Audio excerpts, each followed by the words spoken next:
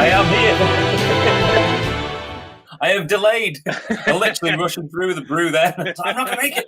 Just hear Becky saying, 4 seconds. You've got 4 seconds. She's like the proverbial person in the chair that you've got 4 seconds. Welcome back, everybody. Welcome back to another episode of the Deduction podcast at a slightly more unconventional time than normal, and it's only because we are actually being social tomorrow. Me and Adam, we're going out. Okay. So we're going out. To the picture movies. We are. It's a Wakanda Forever night tomorrow, so we brought it forward a night so we can make sure that we catch up to all you guys. But how about that song for an intro, right? Oh, I was loving it. Actually, loving it. As soon as the violin kicked in, I was all the way into the kitchen. I was. That's why he was late with his brew. He's too busy playing air violin. Getting his Vanessa May on. Hello, Jennifer. Nice to see you. Sort of virtually. I don't know. Well, unless your face is a big white J, then I can see you. It could be. It could be. So yeah, that was the new song that we've had composed for us by Robert John Collins. His details are always in the descriptions for the videos. Recently, since we got some music for it, but that one particularly, I'm going to use a very current analogy. That absolutely slaps for me. That song does. It's the first time I listened to it, it was like a bit of musical anxiety, waiting for the drop. I'm just the drop. Come on, the drop. Oh, there it is! Yes, It paid off. It paid off. Oh, what a brilliant little intro there! And that's proper. That's like a proper. The other one was good, but this one feels like an awesome sort of Sherlockian theme to it as well. Got that classical feel. The man has skills that pay the telephone bills. Oh, they do. I can't believe I just said that out loud. To be honest, that was a bit disgusting even for me. That was the cool catchphrase, bruh. No, yes, and we all know that I am so delightfully cool. As illustrated by the fact that I said delightfully cool. I mean, that's an oxymoron in and of itself. Oh, delightfully cool. Delightfully cool. Delightfully cool. So, how are you, mate? Are you all right? I'm not too bad. Not too bad at all. Coping in these hard and cold time. I'll give you one of my dad's phrases that he uses, considering he's just had an operation. We'll go around. I'll go, "How are you, Dad?" He'll go, "Moderate to poor." Right, has he just completed the survey? Well, it's with the Stokie accent, so it's normally moderate to poor. Oh, good on him. Yeah, I might steal that. I like that. Do it. I mean, that's the sunny glow of my father in a nutshell. Moderate to poor. He's unsatisfied. Yeah, but he never misses a trick for a knob gag. Does my father? He went for his physiotherapy today because he's had his second hip replacement done. Ooh. And he walked in and he starts to get himself undressed so they can examine the wound and mobility and all that kind of thing. And as soon as he's got his trousers off, the nurse said to him, "That's absolutely marvellous. I've never seen anything like it in the world." And he said, "Hang about, love. I've not taken my pants off yet."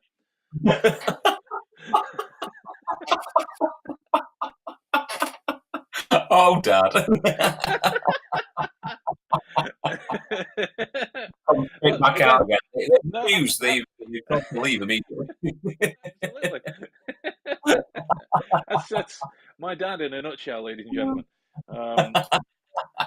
Fair to middling. Yeah, absolutely, Jennifer. That's the classic phrase. Fair to middling.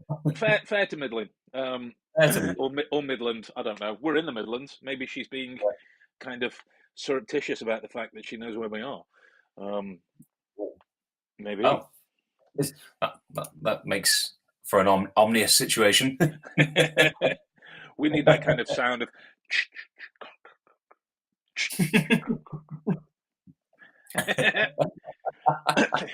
So, Poor tell me dad down his ventilator. Get out. I've started to notice, right, the more I sit on this throne, and it's called a throne because it's Maddie always asks me about it. It's the chair that drummers use to sit, and it's called a drum throne. Oh, nice. So Good. the more I use this throne, the more I find that I'm sitting in the most uncomfortable, ridiculous positions, and then I wonder, why is my back broken in two? Ah, yes, there we go. I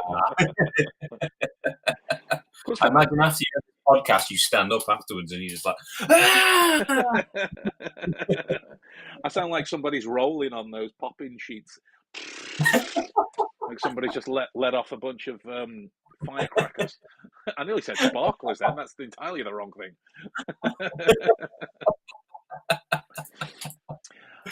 Oh, Yeah, so I just got done finishing a week-long intensive coaching last week. It was ooh, it was amazing. Like most people are usually quite kind of uh, I think the polite way of saying it is exhausted after yeah, after one of my sessions. That's normally about 2.5 to 3 hours. But we had guys travel from all around the world, all around yeah. the world to descend on Stoke. Like we'd Okay. yeah Oh, they came we'd in. They came yeah in. we'd had a guy come from America as well. It was a specific little control group as well. Yeah. Uh, come to Stoke.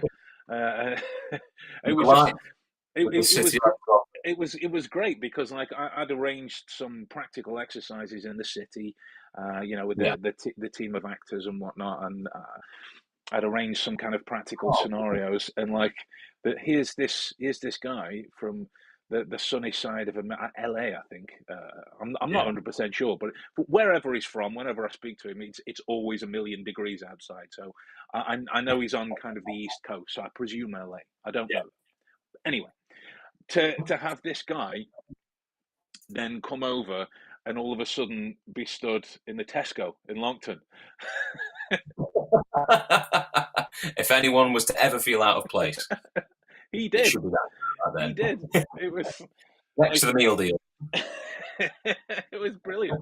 It was absolutely brilliant. I didn't. I kind of wanted to mention the hilarity that is oatcakes to him, just to see what his delicate ecosystem did with them. But I didn't. But anyway, yeah, the training was around 9 hours a day. Holy hell. Yeah, it was And 9 so hours a this is day. on the move practical Yeah, yeah. challenges. Yeah, yeah. Well, there was What a we do. degree of this. There was a degree of this kind of thing, but like face to Yeah. face in person. I made sure it was only a small group, so it could be an intensive, but we could take care of Yeah. each individual's aspect, spot on as it Yeah. needed to. And yeah, so like I was I was starting my days at like 3 and 4 a.m. thinking, is this how The Rock does it? I don't like this. I would rather go back to bed. Um, because like I'd go to where their Airbnb was, and I'd set up little things outside and whatnot, and stage people here, there, and whatever, so that when they kind of went on an early morning walk, just to kind of wake themselves up and whatnot, and double check that they'd actually made the right choice to come to England, and then on to Stoke-on-Trent afterwards, leaving sunnier climes, that they could continuously be training. And yeah, it was a really good, really successful week. No. Really immersive. I had some great feedback as well. So yeah, that was Oh, that's incredible.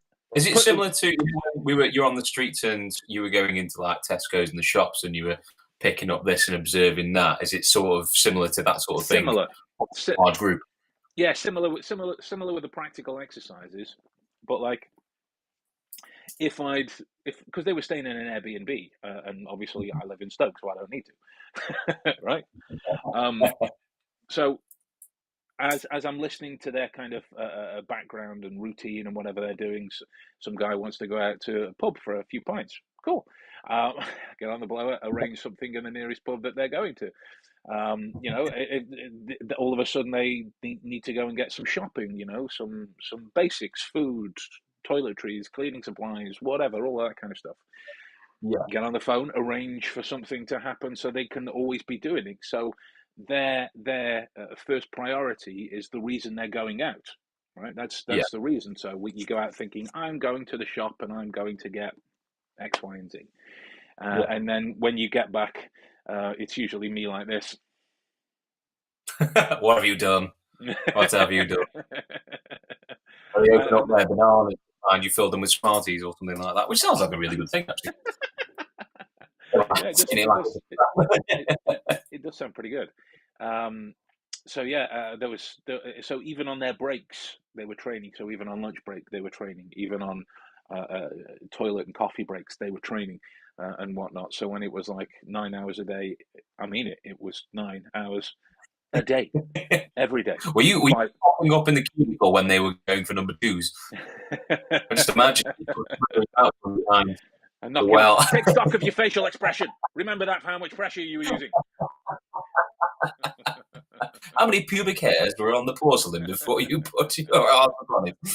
Yeah, so that's what I was doing last week. But also, I got a chance to watch the first cut of something that you've been working on. Do you want to tell us a bit more about that? So it's our little film that we mentioned. I think was it the last podcast we did? We said we were kind of it was a couple ago. I think. Yeah, we were amalgamating I suppose, is it 7 years of footage from the web series, like some of the stuff that we'd done for some of the special episodes, and even sort of like our little ventures out to like London, and when you did sort of like promotional stuff and the Sherlockian gig and all that footage, we thought, like, why don't we just combine all of this into a nice little film where people can sort of see that journey from start to finish and see what we made, make it kind of like a whole product rather than sort of separate pieces, view it as one piece rather than an ensemble, even though it still is an ensemble series. This one more focuses on the actual core ethos underlying throughout the series, and what you do and what you're about, and how we've sort of applied that to real life and how others can apply it to their lives. And we got the first cut the other day, so I've been chopping away at this and putting little bits together, and I sent it to you. And now we're just in the process of finishing the final bits, sort of trimming it down a little bit, and then it's going to be scored. Is it by Robert John the Collins? man? Yeah, the man responsible, Robert John Collins, for that amazing little piece you heard at the beginning there. So he's going to be putting his little unique touches to it, and we'll have something pretty cool by the end of it. Oh, it's no, I said cool. Sound like a yeah, but you used the proper term.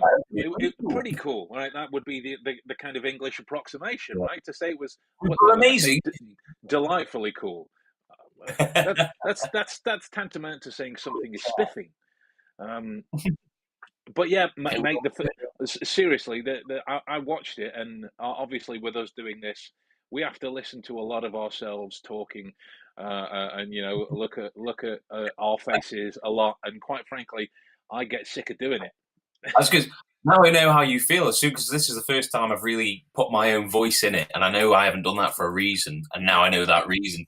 Hearing my own voice is like, it might as well just scratch a chalkboard. Oh God. Yeah, but sound like that or say that word. Oh dear. No. Like on the other side of that, I sat there engrossed on my phone watching the whole thing, uncomfortable in a painfully small chair, and I lost myself in it. So I'm not saying that to kind of blow smoke up your arse or anything. I genuinely like it was fumigate that thing. Yeah, it felt like I was watching like a proper documentary film. It didn't feel like I was in it. Didn't feel like you were in it. It felt like I was just enjoying this tale of these two guys that went on a bit of a weird journey. and it had a distinct beginning, middle, and end. It had I don't know if you're familiar with the hero's journey. the hero's journey. It's kind of like a framework for how modern storytelling is. Yeah, The greatest kind of analogy for that is Luke Skywalker in Star Wars in terms of yeah, the ebbs and flows of that. yeah. And You have your it felt like that. It felt like, and I'm thinking, God, like I was there, but like it feels different. Like I'm not just going, oh yeah, that was, yeah. oh yeah, oh yeah, and this kind of thing.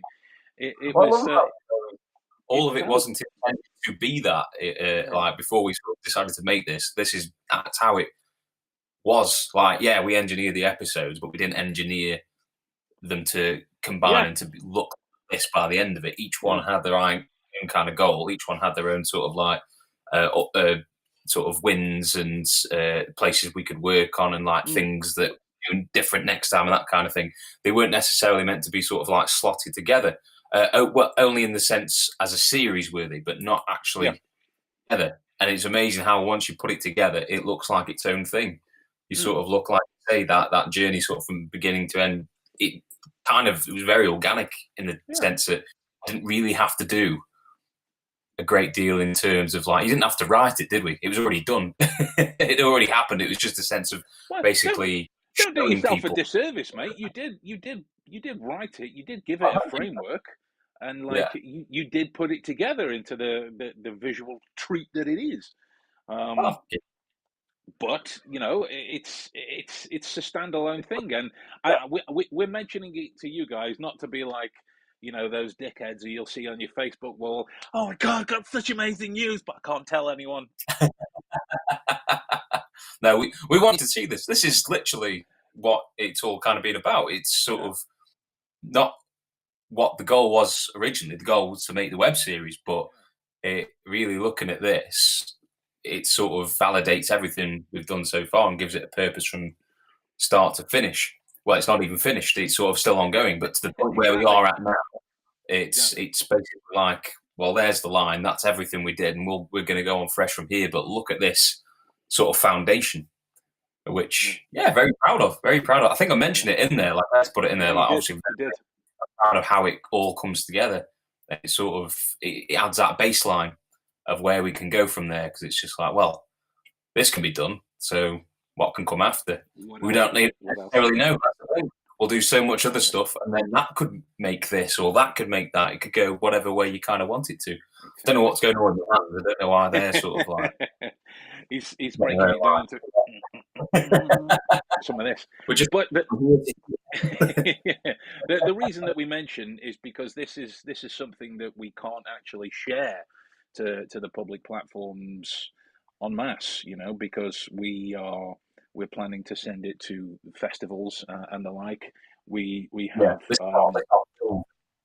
yeah, we have a pitch arranged with Amazon as well, Amazon Prime, which is a lot more fancy than it sounds on the surface. They looked at what we did before, and they originally said, "Well, we can't use it because it's already online." That's fair enough, right? That's fair enough. So we kind of went, But how do we yeah, promote it?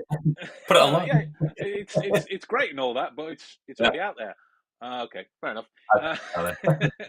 so there'll be more of that. There'll be more of that coming soon. So, dude, right? The title of this podcast, because you never get to see that side. You kind of hear about you hear about the content when we talk before. So the title of this Yeah. one was the philosophy of Sherlockian skills, and more about understanding why it is that you. If I ever say you do what you do, or you do, I'm not referring to Adam. I'm saying you on general Yeah. on Use mass, that kind of thing. Yeah. So it's the kind of philosophy that underpins why you get involved in people reading, why you get involved in the social sciences or nonverbal communication or whatever it is, Yeah. in that side of thing that relates to the Sherlockian skill set. Because long story short, after that intensive week, there were moments where we were kind of relaxing after the fact, having a couple of whiskies and whatnot, and we got into some real kind of reflective debates in terms of the gravity that is behind this information that people notice, and it's kind of been trivialized. Yeah. I suppose would be the best way of looking. Trivialized by YouTube, by magazines, by all of that shit, right? Because it seems to be that the general kind of ethos around it all is, aren't I smart? I've noticed this. How great for me. in that way. And the more we, as the group on the course talked about it, the more it irritated me, because yes, for every 2 or 3 really popular body language reader channels or papers or whatever it is that's out there, there are 100 people working silently, diligently in the background, making real effective change regarding their particular vocations, wherever it is, whether it's in a criminal capacity or a clinical capacity or whatever it is, or if it's just in a kind of a social relational capacity, whether it is that you've noticed something about your friend or your loved one or your parents or your kids or whatever it is, right? There are these people who are working without this kind of, oh, he's a fucking observational genius, right? And Yeah. it's kind of split in terms of the purpose that people have around that kind of thing. So I put together on the back of this, and in my kind of philosophical reflections on this that I've had over the years. Hey, Nate, Nate's here as well, from the Walk in the Dark podcast. So yeah, because like I got swept up in the whole thing. Monographs, its release is close to 10 years. 10 years old. Close. How is that 10 years old? Right, close to. When I met you, that was your new book. I know. Where did the second come from? I started writing the second one in 2016. Holy hell! Right? I remember the program. So I've kind of done a lot of growing up and reflecting more philosophically on the techniques as well, right? So some of the things that I feel aren't really as focused on, and it goes far past the Sherlockian skill set. But as we are this channel and this podcast and this team, then that's the kind of thing that we look at, right? So the first one that I mentioned was an understanding of your why, right? Why it is that you do what you do, right? Because think of it this way, right?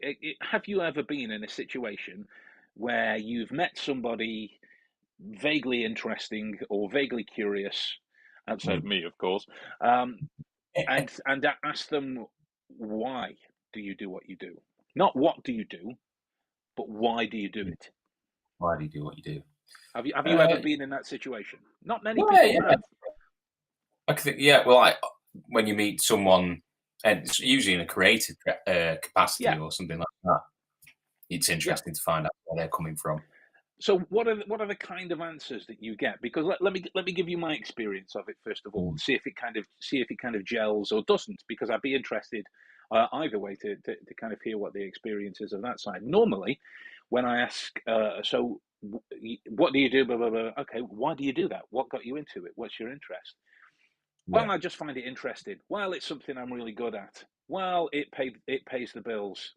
These kind of really surface based responses that don't really examine the full kind of impact of what it is that they're doing in that moment.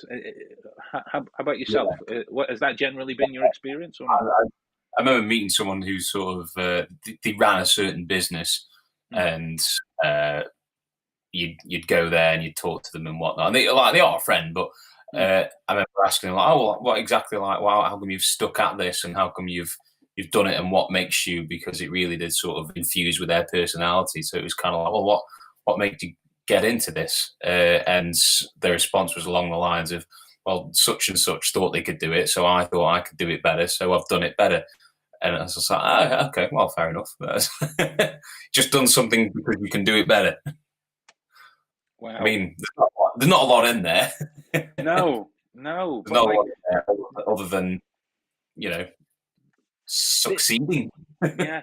I mean, don't get me wrong, right? A tenacious kind of will to succeed at whatever it is that Yeah, you do that's good. is great. It is great. If you've got that drive, but it's Yeah, why you have that drive. If your that's it. drive is to beat someone else, Yeah, then as soon as that other person kind of goes off your radar, you're lost. You're yeah, without a purpose. Are you familiar with yeah. Tyson Fury? Say again, Are Tyson you Fury. familiar with Tyson Fury? Yes, I am. For those of you that don't know who Tyson Fury is, he's a heavyweight boxing champion guy. I'm not all that kind of knowledgeable of his wins and losses. I don't think he's had any losses of his career in that side. I kind of know a bit about his career outside of that. Yeah. And and this is kind of an extreme example of losing your why, losing your purpose. And Mm. there was a while back, he kind of put on loads of weight. He ballooned up to like kind of 350, 400 pounds, depression, suicidal tendencies, drinking a lot, this kind of thing. And Mm. then he set his sights, his goal, on becoming the next heavyweight champion, whatever the technical term for that heavyweight champion was at the time. And I Yeah. think I think this is before all of his Deontay Wilder fights. I think this is kind of back when he was fighting Klitschko, so it's a good few years ago. Okay. And he found that purpose that was for him, because Yeah. he managed to battle his depression, no suicidal tendencies during the kind of training period, dropped tons of weight, looked great. He was moving, he was smiling, he was interacting. And Yeah. then one of the interviews I saw was like, so what if you beat this guy coming up and you've achieved it? What then? And Tyson goes, well, maybe I'll just put loads of weight back on and start drinking again. Oh no. I And mean, there probably. was that moment where you kind of Yeah. go, was Yeah. that a joke? Yeah. Will you be like what? Do you know You what can I mean? sort So of the real anchor he has yeah, to obviously that motive, that kind of thing. And it's just like you say, isn't it? Like yeah, if it's something that can quickly disappear after you sort of reach your objective, mm, the why disappears. mm, It's not going to prove well for you. You could just fall back to square one yeah. without the obstacle.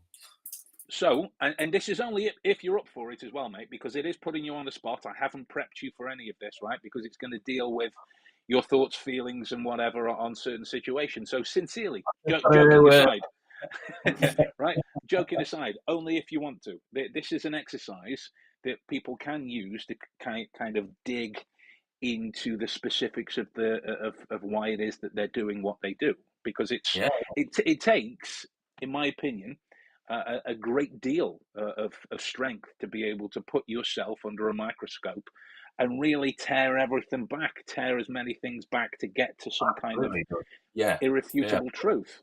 And that's yeah. that's It's a what good that's what feeling to do that. Sometimes it's good. It right. can really help you remember. Mate, I agree wholeheartedly, and I don't, what's the word? I don't um, expect everyone to feel the same as I do, and I know you probably would do, because we've known each other for years. But it's only Yeah, fair. It's only fair to at least ask you the question anyway, outright, to kind yeah, of give you that choice. But yeah, it's based on the nature of stoicism, and the kind of benefits of anxiety, the benefits of tension, the benefits of difficulty. Um, which most people do their level best to try and avoid, yeah, right? But without those moments, there is no yeah. growth, there is no Absolutely. development. Yeah. There's no risk, is there? There's no. Otherwise, you can't win because you've already won, and then you wouldn't. Like, it's kind of like compassion.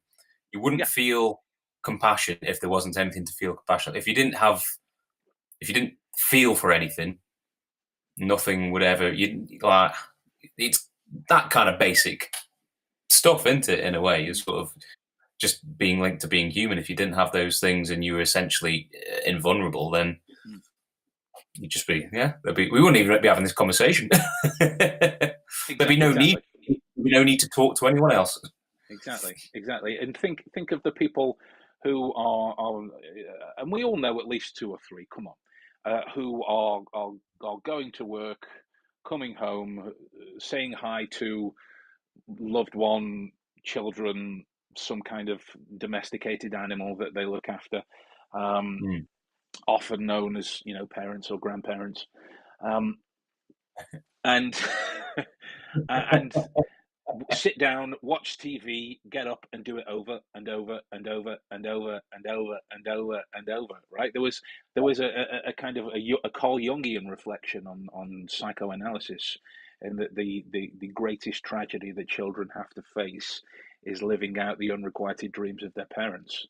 And so that's kind of lather, rinse, repeat, lather, rinse, repeat, lather, rinse, repeat. So what we can do is use a particularly annoying question to keep drilling until it is as close to impossible for the person to answer the question again, right? So it may feel uncomfortable, mate. It may. So think of a job role or some kind of aspiration that you have at the moment, right? You don't have to say it if you don't want to, but just keep it in the back of your head. Yeah. And then relative to what you're doing currently, philosophically, not like doing a podcast right now, but what you're doing at that moment in relation to that aspiration, why are you doing that? Doing the thing that I'm doing now. For example, my aspiration that I have currently is to be a polyglot, which is fluency in more than one language. So what I'm doing at the moment is classes, books, all of this kind of thing, because my why for that polyglot tendency is I want to be able to communicate with other people that don't necessarily have to have the basics of English, so I can meet them, learn about their opinions and their way of life, so I can communicate with other people better in that moment, right? So that's what I was thinking about, right? So why are you doing what you're doing at the moment in relation to your aspiration? Think it's a stepping stone to get to my aspiration. Why? So I can achieve my aspiration. Why? So I can make money. Why? So I can afford the things I want. Why? Because I will enjoy the things I want. Why? Don't know. Don't know why I enjoy them. And that's the thing. That's the thing that it gets to. It helps you reveal things at that moment, so that if the ultimate thing is for the enjoyment of something, nothing wrong with that whatsoever. But if that doesn't coalesce with the aspiration or whatever it is, then you can make an informed decision about that in terms of whether your true why aligns. So it's going to help you achieve those kinds of things sharper, right? And more accurately in those moments, right? And that's what I meant about the challenging reflections at those times, because it takes a real honest moment to go, I am this at this moment, right? There was a woman online. I'll try and bring up the comment. It was quite an interesting one. She clearly really thought it through, or I'd really pissed her off. I mean, one of the two. Let's have a look. Scroll back. It was a couple of days ago. Here we go. So this was on a video I did easily a couple of years ago, on Trezell and Jacqueline West, the husband and wife that were accused of killing their boys. She opens with, "You're arrogant," as in me. You're showing your face instead of showing the non-verbal and verbal responses of the two being interviewed, aka interrogated. They're clearly just building their alibi. If they were innocent, they wouldn't be trying to explain where they were and what they're doing. They would be crying with actual tears running down their faces, bleeding, showing photographs of the missing children. The behavior panel breaks down this video and the body language of these two murderers. Great, right? Great. So on Yeah. the surface, right, this could be like, for the sake of a comedian, the classic heckle with comedy is, when's the comedy on, right? And as Jimmy Carr points out, if you think the comedy started, you're right. But if you don't Yeah. think the comedy started, you're right, You're also. right? It's Yeah. it's it's it's a subjective thing, right? Yeah. So if she thinks I'm arrogant because I pop up every now and again to talk about something in detail and whatnot, then to her, fair enough, right? Yeah. Fair enough. But if I continually ask myself why about this, why can't she use a full stop? Why can't she eloquently use a comma? Why does she reference the behavior panel and has no problem with four guys popping up on screen to illustrate the same points as well, right? and I keep asking myself why about these questions, and it reveals Yeah. more and more things for me to go at. So understanding my rationalization of her why Mm. helps me to kind of read between the lines in that moment. So Lisa, right? If it is that you're watching, but let's face it, you're probably not, because I've definitely pissed you off, and I'm really sorry about that. FYI, I'm not sorry at all. Couldn't care less. Oh well. I mean,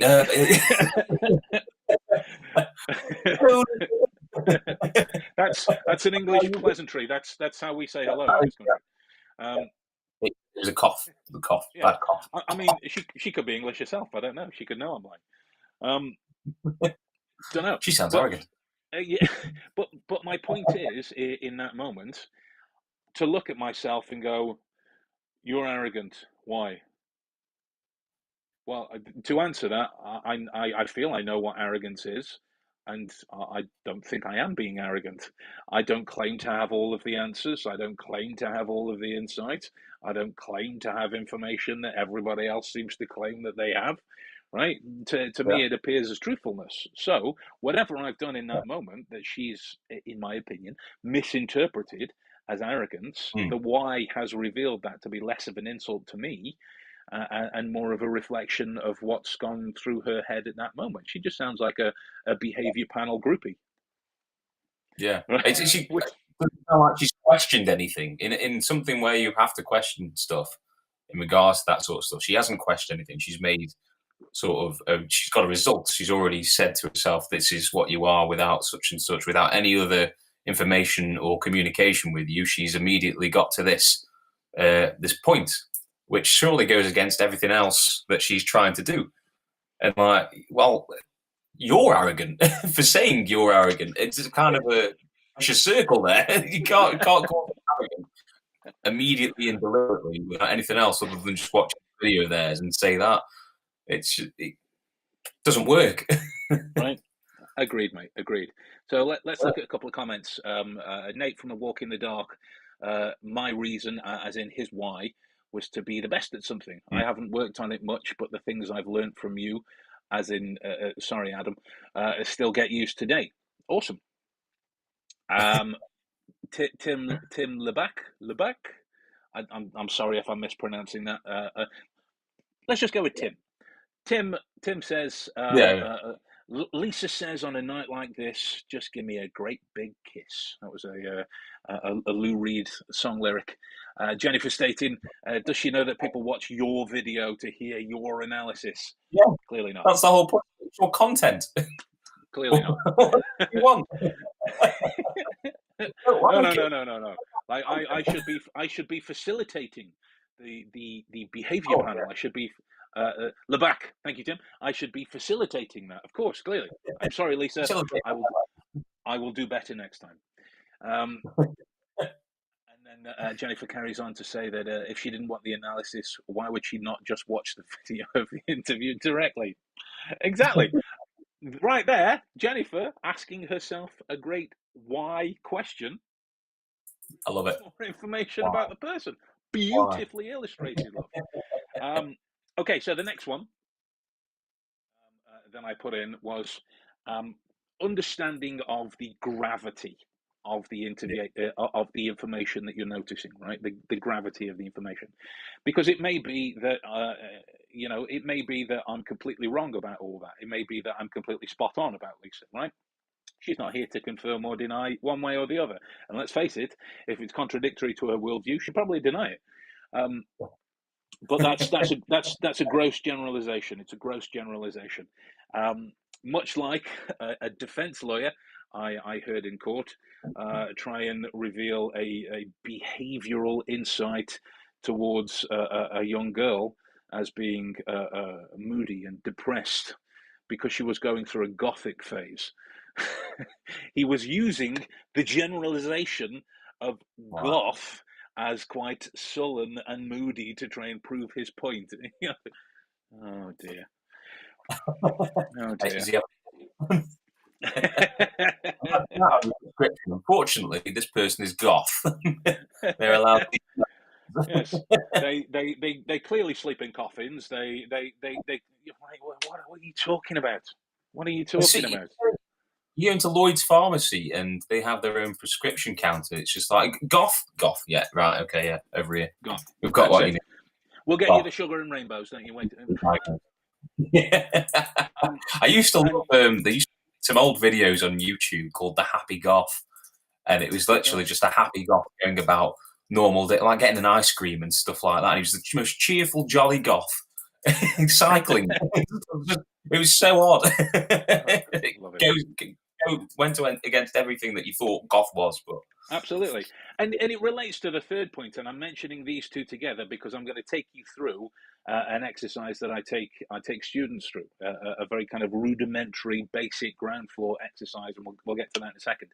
And the third point that I was making is the reflective exercise to try and diminish your biases. To kind of semantically look at the neuroscience behind it, it is impossible to remove them, but to diminish or control the biases that you have in that moment. We've got as in our brains, we have a tendency to try and separate things out into known and therefore comfortable, unknown and therefore not comfortable, right? Yeah. So if I said to you, like, what are your feelings on oh God, what's a generalization? What are your feelings on fans of the Great British Bake Off? I feel they have good taste in desserts. Right. Boom. So that means that like I watched the final last night as well, mate. Just to put that out there, I watched the final too. I pretend I'm not into it, but I watch with a side eye when Becky's watching it. I am a little bit jealous when they make really good stuff. Yeah. And also hungry. Well, they need our kind of humor. Their jokes are going seriously downhill. But anyway, so the next time you meet somebody that announces themselves as a Bake Off fan or an amateur baker or something in that category, we have a tendency to ascribe a known element to that and therefore more comfort. However minimally or maximally, depends on our feelings towards Bake Off in that area. But that's the nature of this kind of bias at work, and it can happen with everything, positively or negatively. Like whenever, these are people, friends and family that I've known for years, right, and have positive relationships with. The second any of them try and talk to me about Love Island, I have an almost violent reaction, right? An almost violent reaction. Like it's like I have to try and stop the bile from coming up, and it stops me from having a positive interaction with them. But again, it's a negative bias that I have, and the work is to diminish that, right? To diminish that. Yeah, I had to do some analysis a while back of the Kardashians, and fucking hell, that was hard work. There is a part of me that's tempted to watch it just because of how bad I've heard it is in terms of sort of that kind of that genre, as it were. It's the peak, isn't it? Mate, I don't. How can I phrase this politely yet directly? I don't fully understand how they are real people. I thought they were chimpanzees. I don't, mate. Jim Henson's puppets have a bit more movement than them. Jesus. Yeah, well, I mean, prosthetics weighing them down. If you've ever seen that clip of Robin Williams live on Broadway, I think it is, and he's taking the mick out of plastic surgery, and he goes, "I'm so happy, I just can't express it." That's there as well. But again, bias, right? Bias. I'm guilty as well for that. Yeah, the more we acknowledge that, the more we can work to diminish them. Right? Yeah, absolutely. Why? And you ask yourselves, once you recognise a bias, why does it make you feel that way? Why? And you get down to the root in terms of connecting it, and it's a fucking gloriously insightful journey that you can go on. So this is the exercise, right? It is a photograph. And what you're going to do is you're going to deduce details about it, intimate, impossible details. Okay? Jesus. And you're going to, and just to clarify, right, before this sounds too much like a magic trick, we've not set anything up, you know, really, all that bullshit. So all I want you to do in terms of the photo is to simply state what stands out to you. Okay. As many things. Yeah, and I'm going to note them down so I don't have to remember them, and we can analyze. I don't know, if you end up naming 20, we're not going to do them all because we'll be here all day. But we're just to kind of elucidate on the practice to kind of help that be understood. And just the great thing about the way of doing this is it's a way to build into yourself the nature of just doing. And just getting involved, because the main problem with people starting within the nature of deduction is that, oh, is it right? Will I be wrong?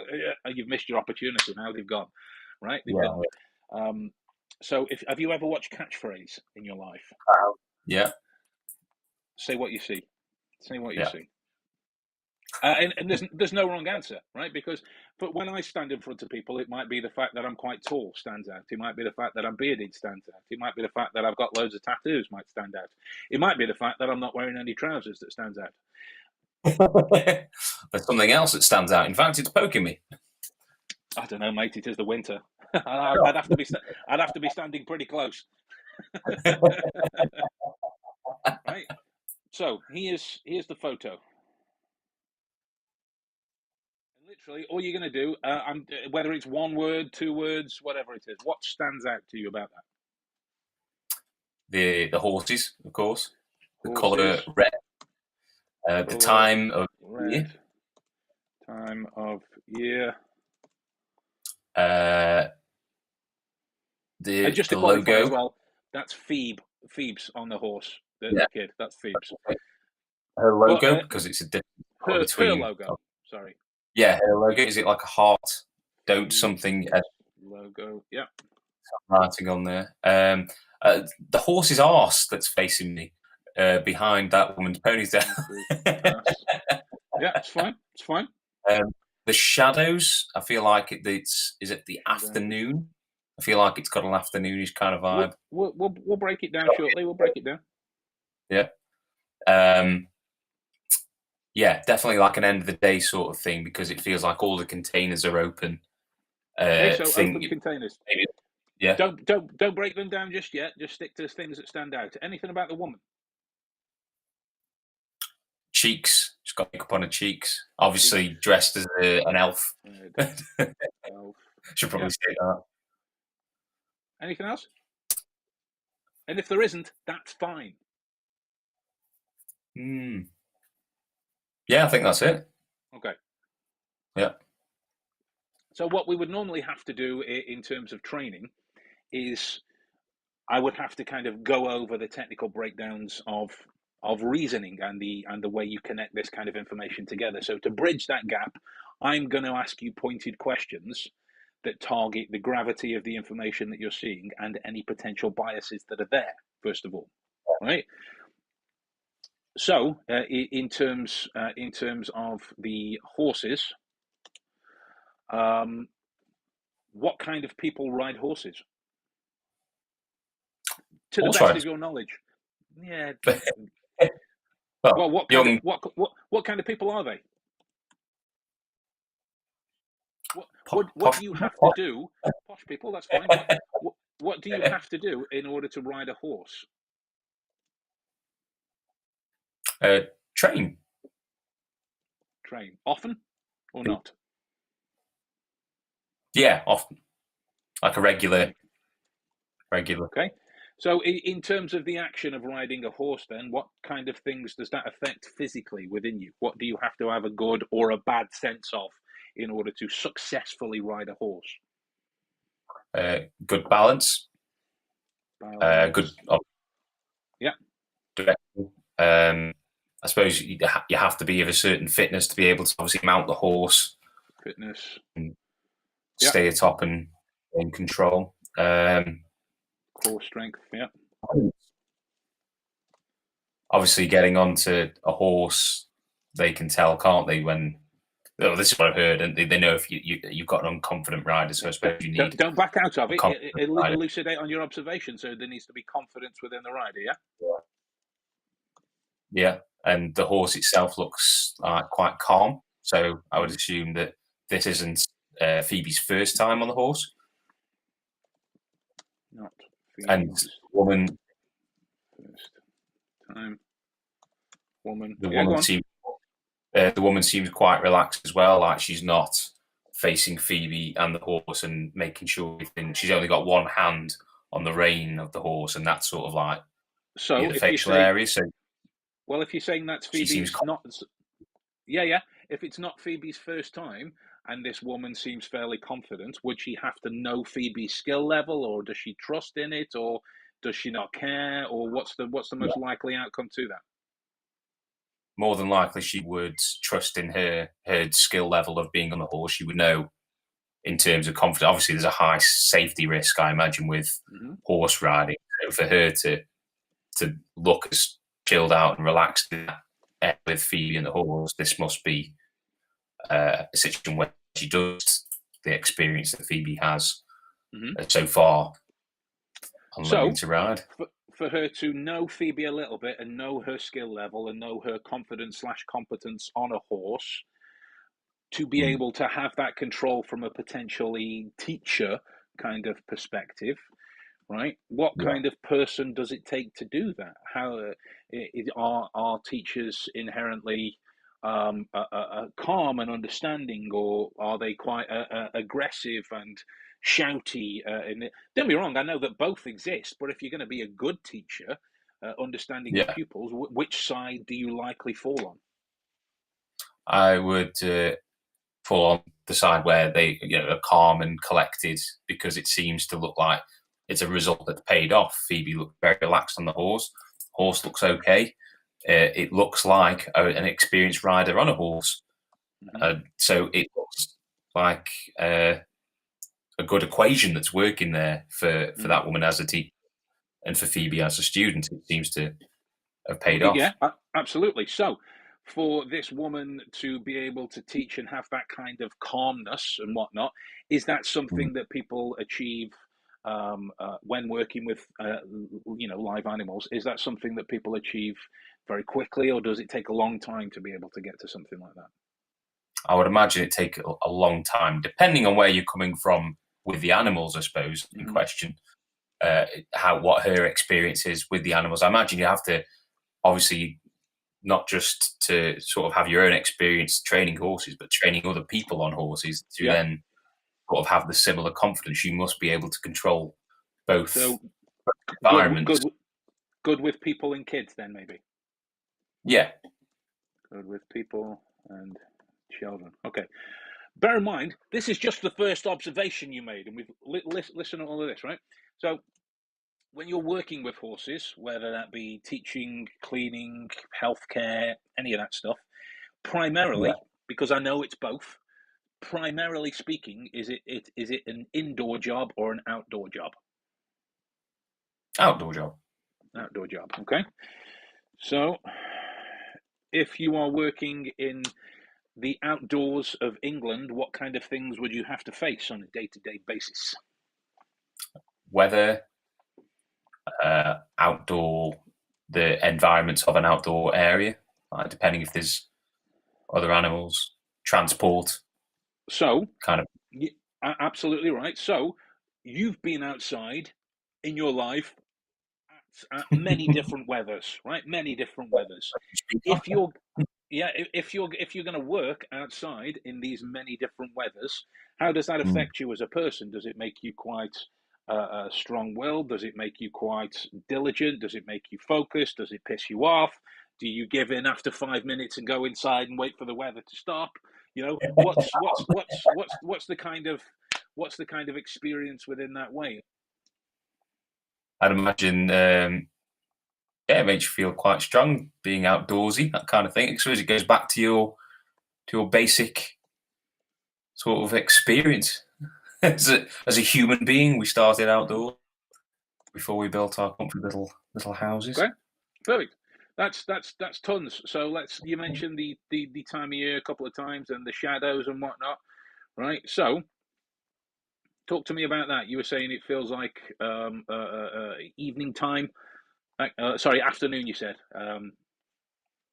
Yeah, Talk to me feels about that. like because of the environment, with all the doors being open, it looks like there's actually hay on the floor in there as well. So it looks like horses were occupying the trailers and whatnot. But it seems like the end of the day. But there's still horses outside, as we can see one in the background. There's shadows. It looks like an afternoon kind of shadow on the floor of the trailers. If it's matching by, like how much activity's been done so far by the look of the trailers, you would think later on in the day maybe.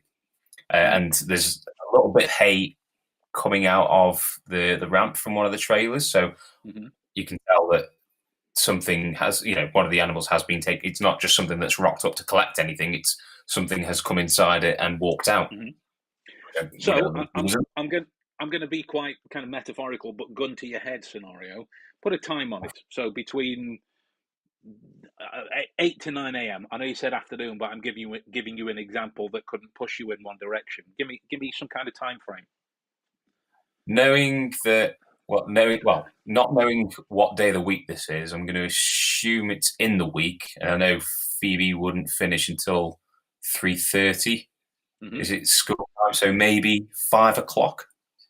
5 p.m. So what if it was the weekend? What would you be thinking then? Would that change it? Would it still make it 5 o'clock? What are you thinking?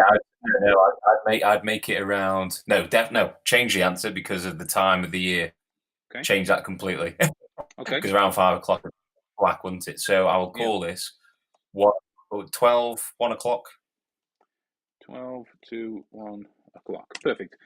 Okay, so 12 to 1 o'clock. It's the end of the day / afternoon. Lots of hay on the ground, lots of horses and whatnot, right? So within this kind of, how can I ask you this without leading you? There are lots of horses walking around, lots of cars that you can see in the background, lots of open cars. So there are still, we would reason, horses out all over the place.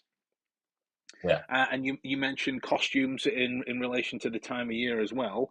So putting that all together, is this going to be an average day of training? Is it going to be a specialized day of training? If it's some kind of specialized day of training, what's special about it?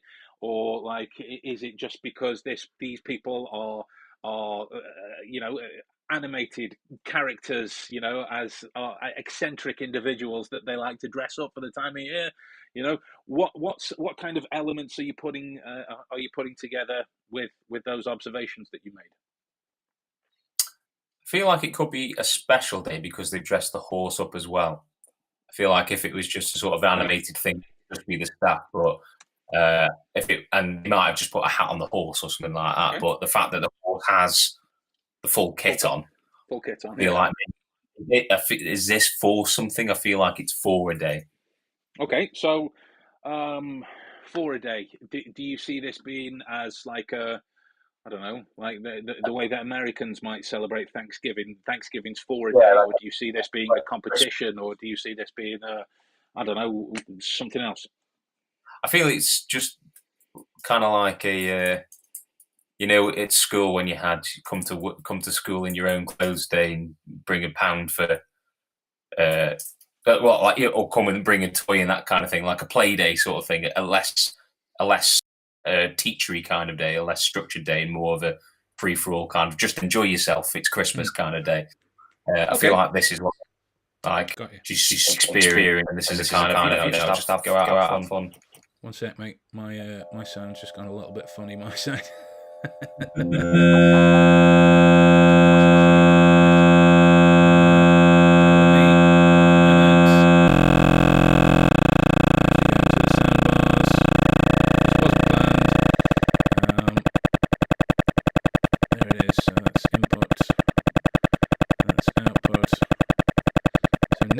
If you talk. Oh, it's gone. Yay! We're back. Okay. Can you hear me? I can, yeah. Perfect. Bit of a delay then, I take it. I was waiting for your face to catch up with the sound. I was just like, okay, it's gone back normal now. Yeah, so special Christmas celebration. Perfect. Okay, let's do one more. Let's do Phoebe's logo, right? If you can read it from there, but you would have to zoom in to be able to do it, and you won't be able to. So the t-shirt actually, well, it's a jumper. To be fair, it says "Don't be a dick." I thought it said that. Yeah, it says "Don't be a dick." I don't know. My mind that looks like it's making the sentence "Don't be a dick." But is that just me? So. What type of person would wear that? Something a fashionable company. I'm imagining it's sort of like the cool generation of kids. Yeah, is this the cool generation that are obsessed with selfies and makeup and influencers, or is this the cool generation that what? Avril Lavigne Avril Lavigne generation. Don't take no shiz. Don't take no shiz. Be that will do for now. Don't take no shiz. Yeah. From the observation of horses outdoor, the colour of costumes, and the Phoebe's clothing, just from them, right? I'll try and do my best Ace Ventura impression.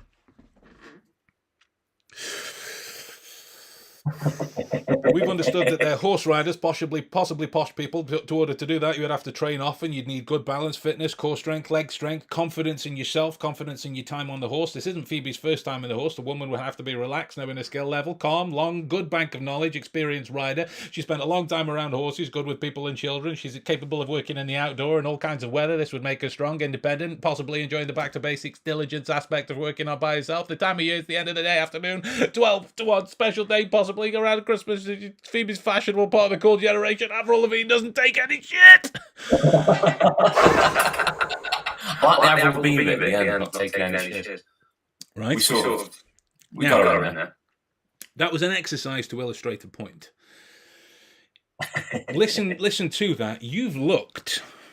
Well, let me break it down in terms of telling you what's correct and what's not. So that's Phoebe on top of the horse. Yeah. You know that Phoebe is very much part of this fashionable cool kids generation. To give you an idea, one of her favourite films is The Craft. Right. So she's very much doesn't take no shits. I call her Captain Sassy Pants at times. Say sassy way. Yeah, but there we are. So what else? Time of the year. It was the end of the day, afternoonish, and you were dangerously close. The photo was taken at 2:30. So you were dangerously close, but it was a special Christmas Day celebration where horse riders from all over the county descended on one park to play and do like special skills and whatnot. Right? That's Phoebe's trainer at the time. Her name's Sammy. So Phoebe went there to support her, and afterwards Sammy put her on her horse, and that's Sammy's hat that Phoebe is wearing. Sammy is so not posh. So not posh at all. But you know, a good majority. A good majority of them are. It's just the posh backgrounds. They're still capable of working outside and whatnot. All of them, Sammy included, has a great degree of physical fitness. She smokes a lot, so her lungs are shot for shit. But you know, she has a great degree of physical fitness about her. Strong core, strong legs, confident, calm. Like when she was teaching Phoebe jumping, Phoebe fell, and she fell like 7 feet from the top of the horse, came crashing down to the bottom. And like now, like I ripped the gate off to get in. I pulled it back the way it's not supposed to be going. And Sammy went, whoa, stay there.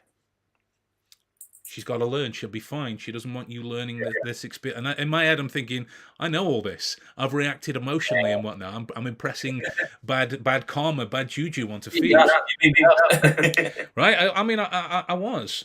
She does work. She does work outside in all weather and all interferences. She's very strong mentally. She's very independent in terms of what she's capable of doing. She spent a long time. You know this. You know the way I feel about dogs. She feels that way about horses. Right. Just and she's great with people, but she has a tolerance level like I do for people. Her tolerance level is much bigger than mine, but once it's gone, it's done.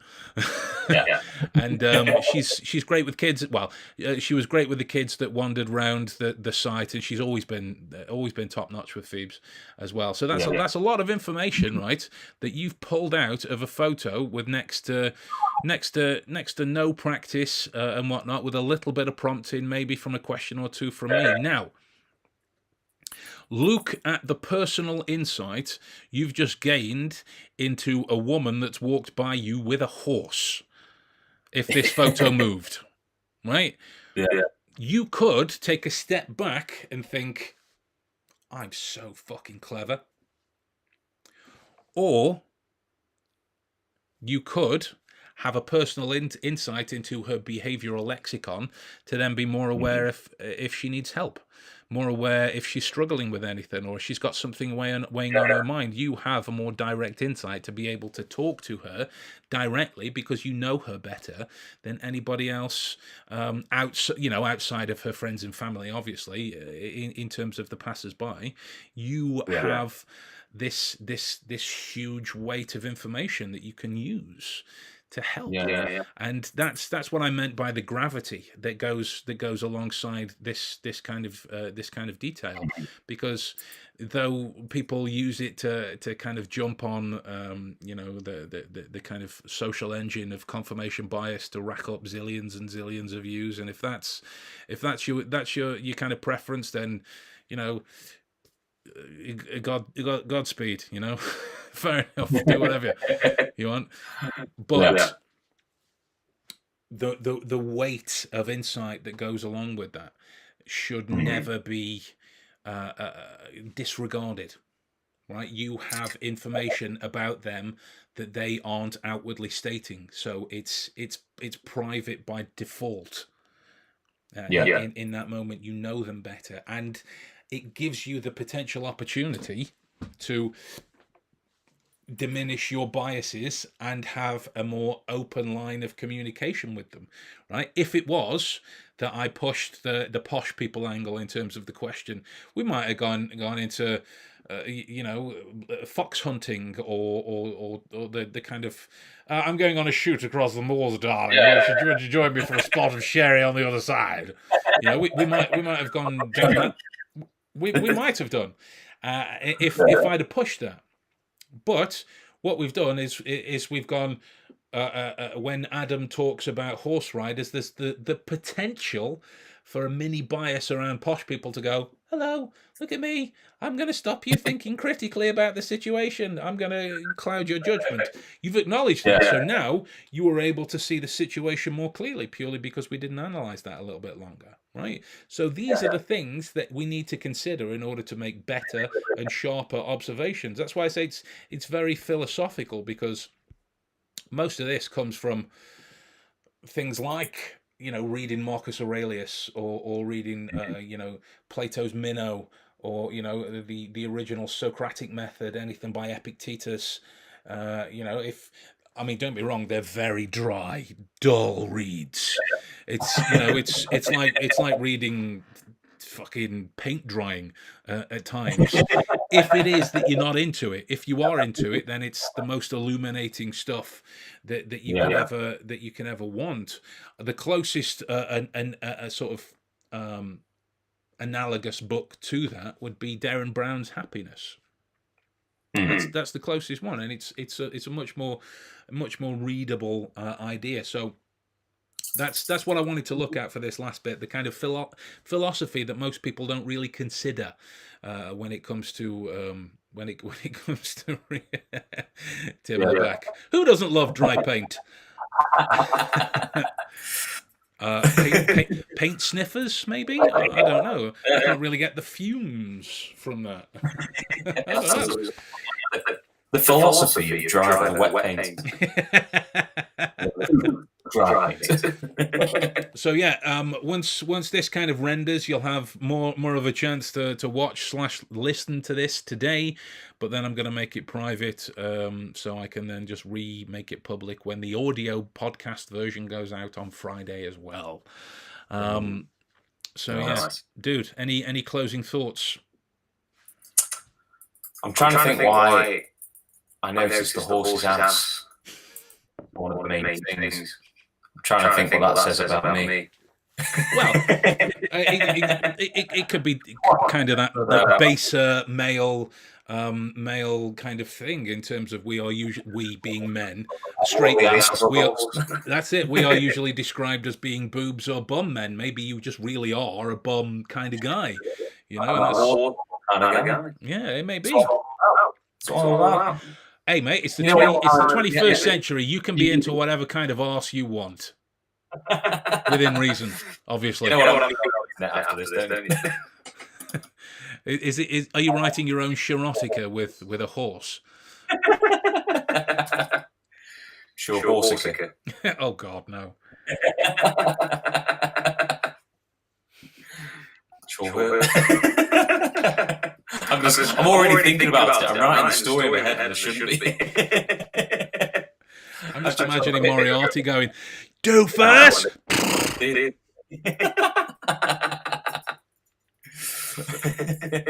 Right, guys, we're gonna go on that bombshell. Yeah, no, I'm done. I can't really follow that. I think that beautifully poignant image of a horse's arse and Adam's antenna going. My deer stalker going. That's a Lee Evans thing, isn't it? Right, we're going to start rambling again. We're going. Bye. Good day.